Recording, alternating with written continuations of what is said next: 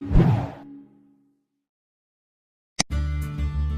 this lesson, we'll take a look at how to paint a realistic eye using water mixable oil paints. For this demonstration, we'll create a small painting measuring just 7 inches by 5 inches. This canvas has been primed using a combination of raw umber and titanium white with acrylics. Then we can start applying our water mixable oil applications. We'll start with the darkest area, the pupil, and we'll use a mixture of burnt umber and Prussian blue. This will create a more natural black and help us to establish some of the darker tones early in the painting. To aid in increasing the viscosity of the paint in this early stage, a touch of water has been added to the paint. Then we can start adding some of the colors for the iris. Here again, we'll use a mixture of burnt umber and Prussian blue. This mixture is heavily concentrated with Prussian blue. We can then start adjusting some of the values, adding a bit of white to our mixture, and also introducing a new color, burnt sienna. At this early stage, we're just establishing some of the initial colors. Of course, adjusting the value is where the magic is going to happen here. So we'll gradually start adding a bit of white to lighten up some of the tones.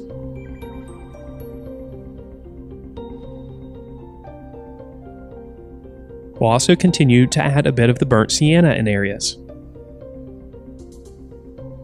Here, we're gradually getting lighter, increasing the contrast, and also bringing out some of the patterns in the iris.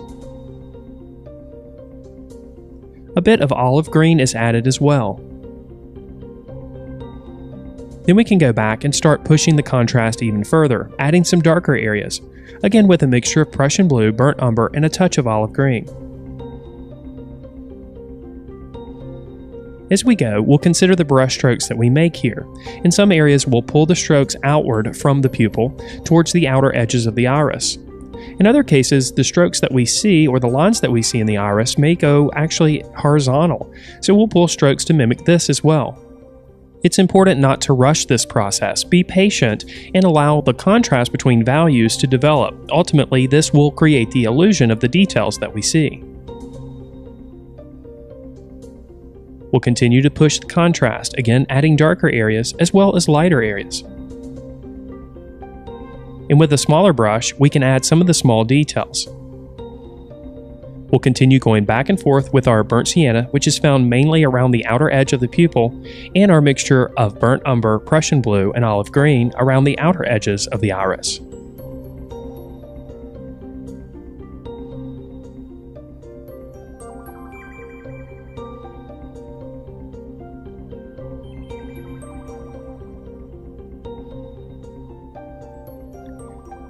Now we'll go back to our pupil and add another layer of our mixture of Prussian blue and burnt umber, this time adding a heavy application so the black feels very strong. We'll add a bit of highlight on the eye here as well using titanium white. And we'll also add a bit of the titanium white to the left side of the pupil. Then we'll go back to our iris and continue lightening up the values, again increasing the contrast and bringing out the details of the eye.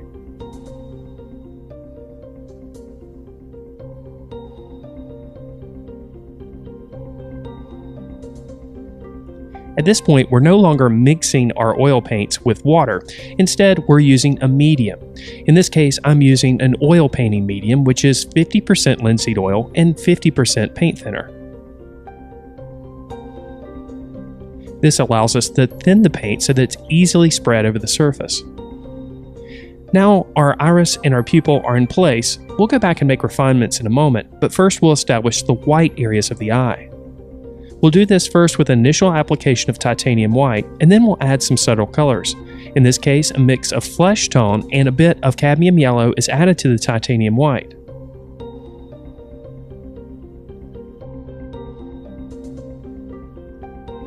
A bit more of the cadmium yellow is added to the mixture and added on the left side of the eye.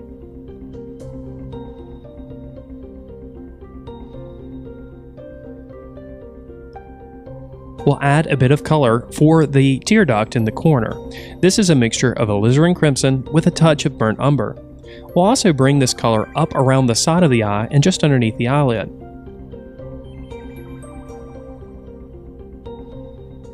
The expect some mixing to occur with the titanium white applications. We can blend and smooth these transitions using a soft sable brush.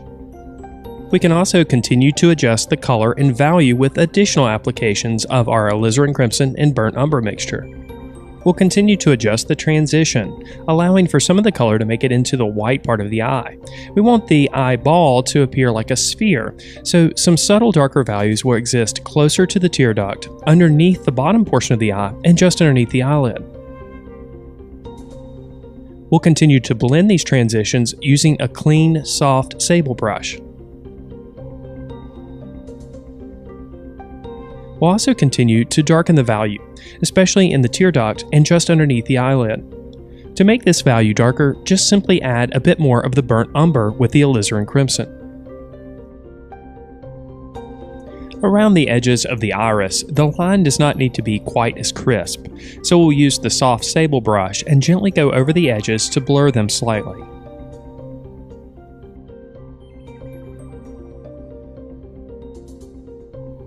Now we can refine the strong highlight on the pupil. To do this, we'll use our mixture of Prussian blue and burnt umber and create a few lines that break up the shape. These lines, of course, are produced by the shadows of the eyelashes, which we'll add later in the painting process. We'll also add an additional highlight on the bottom portion of the eye. This highlight is created using titanium white, and some of the iris is still visible underneath. Then we can mix up a flesh tone. In this example, I'm using a mixture of a flesh tone with a touch of alizarin crimson. A bit of cadmium yellow is also added, as well as titanium white. We'll go ahead and fill in the sections of skin tone around the eye.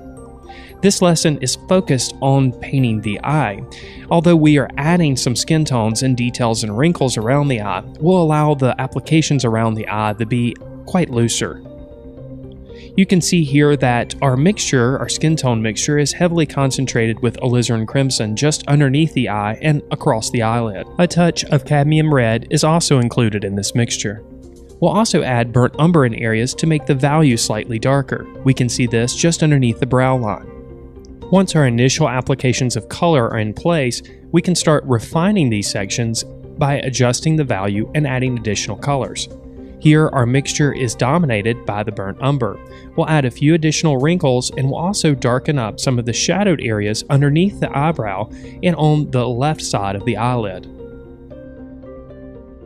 The upper eyelid, of course, overlaps the eyeball, and this, of course, produces an area of shadow right at the bottom portion of the upper eyelid. We'll address this with our mixture of alizarin crimson, our skin tone that we created, and a bit of burnt umber.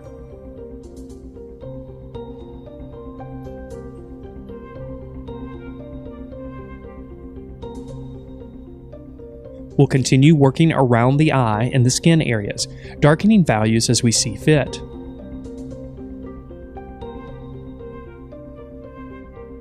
Here again, we'll use burnt umber to make the values darker. In this case, a darker mixture of burnt umber, alizarin crimson, and our flesh tone is used right along the brow line.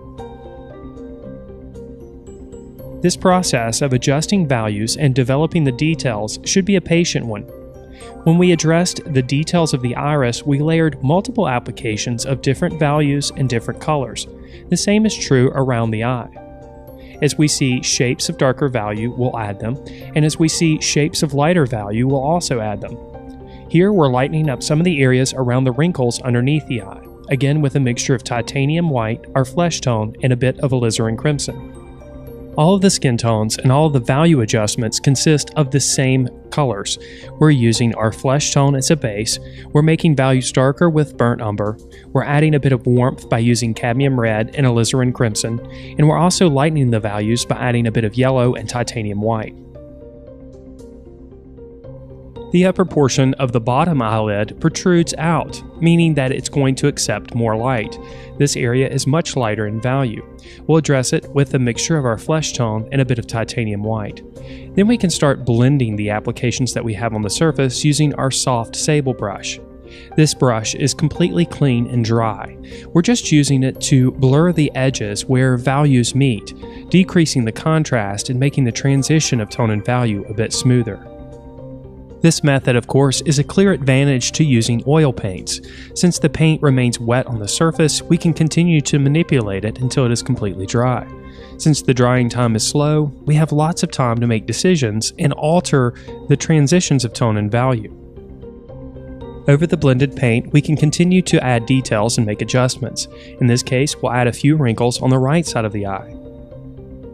A bit of burnt sienna is used here to make the values a little bit darker. We'll continue the same process. After our initial lines are added, we can go back and blend these applications. We can also go back and add lighter values in order to increase the contrast. We have plenty of time to pull the paint in multiple directions. In most cases, we want to pull them over the cross contours of the form. Of course, this form changes in different sections of the face, so our brush strokes will also change directions.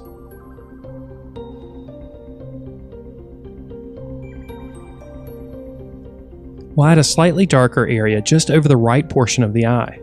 This will add a bit more variety to our skin tone and help to create the illusion of the form of the face. Now we'll go back and start adding some of those lighter values. Of course, the illusion of wrinkles is all dependent on value and the contrast between the values. Adding lighter values next to the darker values increases the illusion of the wrinkles by increasing the contrast. The opposite of this is true.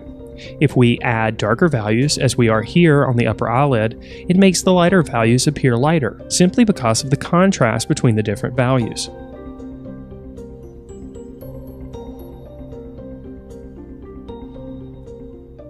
We'll continue to make adjustments, this time making some of the values on the upper portion of the brow a little bit lighter. We'll also make a lighter value close to the center of the eyelid where it protrudes out the most. We'll continue adjusting the values on the areas around the eye and the skin tone. Here, a bit of lighter value is added to some of the wrinkles. We'll continue adding slight varieties of our skin tone around the eye. As we do so, we're increasing the variety within the piece and also creating a more representational illusion of skin. We'll add some darker tone on the right side of the picture plane, where the face starts to curve. These applications are then gently blended using the soft sable brush, before going back and enhancing the contrast in the wrinkles even further.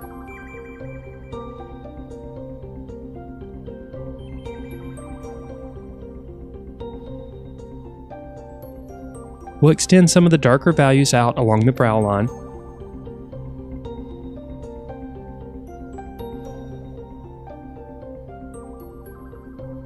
And then again, gently blend these applications in with the soft sable brush.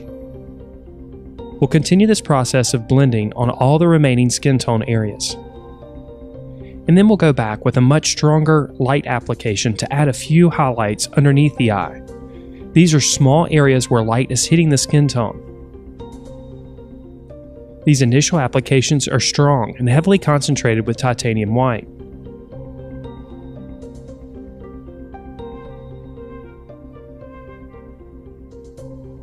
These applications, of course, add a bit more variety and add to the realism.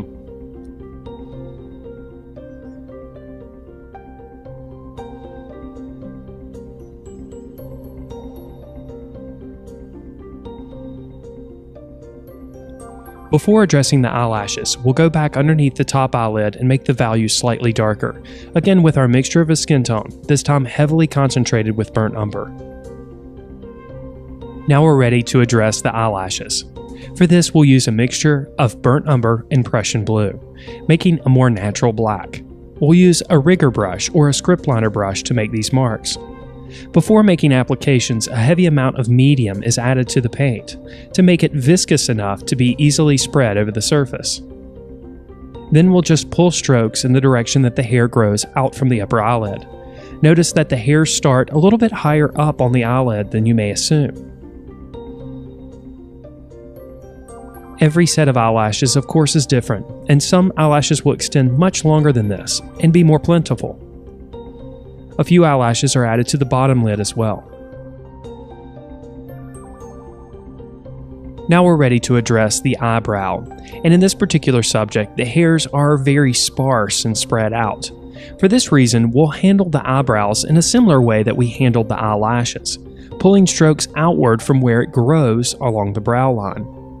Again, our mixture of burnt umber and Prussian blue is used here, with a heavy amount of medium aiding in the viscosity and flow of the paint. Some of the strokes are smaller and lighter in value. Some of the strokes are darker and longer in value. These strokes curve around the brow line that we've established. And as they become more sparse out towards the outer edges, shorter strokes are used. Then we'll go back underneath the eyelid and make some of the values slightly darker, again with our mixture of our flesh tone that we created, a bit of alizarin crimson, and just a touch of burnt umber.